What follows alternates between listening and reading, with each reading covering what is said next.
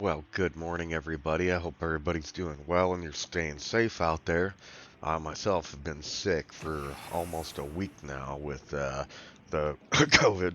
Um, yeah, it sucks. Sucks bad, but we're still alive. All right. I want to go over Close to the Sun, give you a heads up on what's going on with it, and we also have a little channel update for you. So, very fortunate for us. Me in particular, I was going to be canceling my Game Pass just for financial reasons. It was getting to that point where it was time to let something go, and that was what was going. Now, on Christmas, a subscriber and a very good friend of mine knew that this was going to happen, and I was kind of saying my farewells to people. Well, they donated an entire year of Game Pass Ultimate, and I can't tell you how much I appreciate that. You have no freaking idea how much of my sanity that is going to keep. So thank you very much. I appreciate it beyond what my words can tell you. So that is a great thing. Another channel update. I love doing challenge runs and things like that, but that makes the game videos ridiculously long. If it drives me nuts, I'm sure it's driving everybody nuts as well. So what I'm going to end up doing, I'm still going to do the videos, but what I'm going to do is shorten them up and basically give you a highlight reel and show you points of interest as we go through. I was avoiding doing that because it's a ridiculous amount of editing that is required to do that, and it's just so time consuming. But it needs to be done. It's just one of them things, you know? You gotta sit there and do it. The other reason that I don't like editing is I like to be transparent about my gameplay and, show you the truth of what's going on. Because with the magic of editing, you can basically fraud anything that you want. It's stupid. Uh, so with that being said, though, I have to shorten up these videos for you guys. I want it to be something that you're not sitting there for an hour and a half watching this freaking video.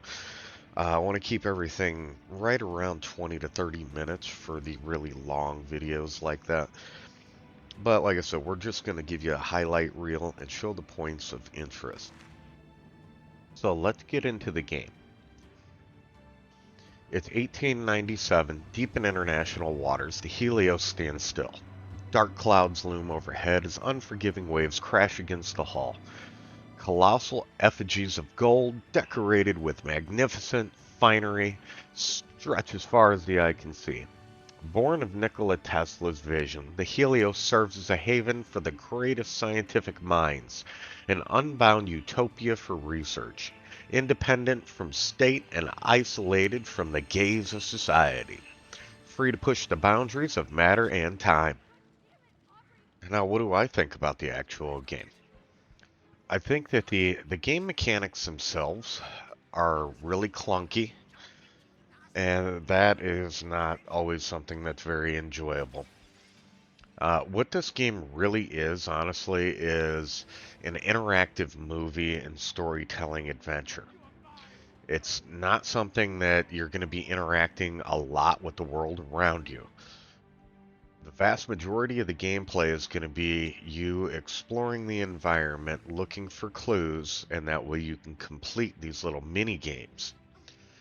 The mini games themselves, there's not a whole heck of a lot of them, and they're all relatively easy. What this is, though, is more of an interactive movie than anything. Now, where the team that created this actually really excelled, one was the writing. The writing, I think that they did a really good job, and especially if you're a history nerd like me, there's a lot of really cool facts. I don't want to spoil it for you, but if you like Nikolai Tesla, things of that nature, there's quite a few tidbits in there that are actual fact, and I thought that that was very interesting, cool that they added that in. Now, the art team, whoever was in charge of, creating the different atmospheres, the environments that you're going to be seeing, I think that they did a very good job. you can see how stunning some of the scenes actually are. And it's that ambiance and, some of the lighting. This game is dark AF. You're gonna hate playing this thing during the daytime, but get yourself into a dark room and don't brighten up your screen because it really does add to the ambiance. And clearly, they wanted you to have that experience, otherwise, they wouldn't have made it so dark.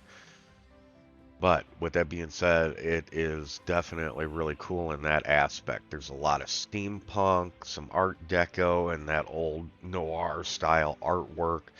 They did a phenomenal job with that, and my hat is off to them. Now, this scene is another example of that stunning environment that they have created. This is later on in the game, so if you don't want spoilers, don't read what's actually on the screen, but feel free to take a look at it. They did a phenomenal job, they really did.